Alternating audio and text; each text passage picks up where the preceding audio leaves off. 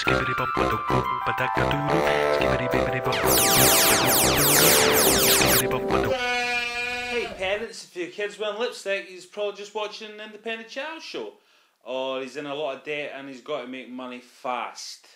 Hello and welcome to the Independent Child Show. And it's a very, very special episode of Independent Child Show this week. And I'll tell you why. Because if you're watching this, then that means that I am dead. I have left instructions with Xbox to only play this episode of Independent Child Show in the event of my sudden death. So as you're watching this right now, I am no longer of this sphere. So I've got a few theories as to why I might be dead, but unfortunately contractual obligations means that I've still got to talk about some games, even though well, I've got better things to think about, to be honest, than stupid, crappy indie games. Because I'm in the ground right now, rotting away, food for the worms. But never mind, I suppose it's important to play a stupid computer game. So here's the first one I'll be looking at, and you might be playing while I'm dead.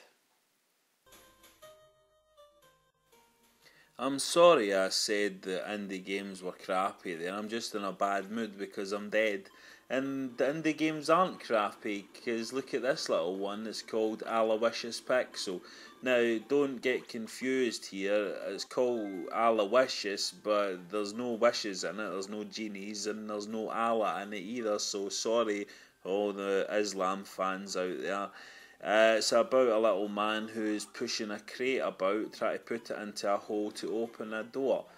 And it's just like one of those 8-bit little retro games you might have played in your Nintendo when you were young. The kind of game you would lose yourself in upstairs while your mum and dad were throwing plates and cups at each other downstairs. And when you play it, you can get into a real relaxed, zen-like state. I mean, I know I'm dead now and it's actually quite relaxing as it is, but if you want to mimic that state of death and just be really chilled while playing a game, you could do a lot worse than this little cracker. Aloysius Pixel doesn't cost many points either. You better give it a wee go.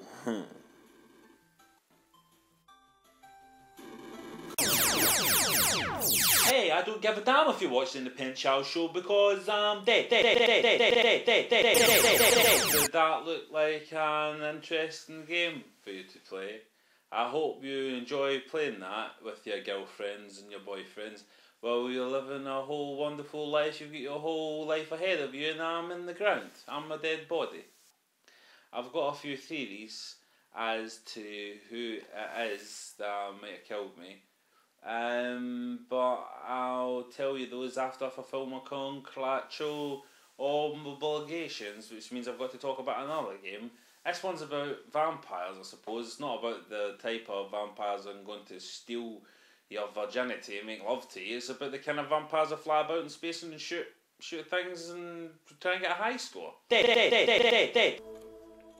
Vampire Rage is an interesting game, but I can't really imagine what would get a vampire in a rage these days.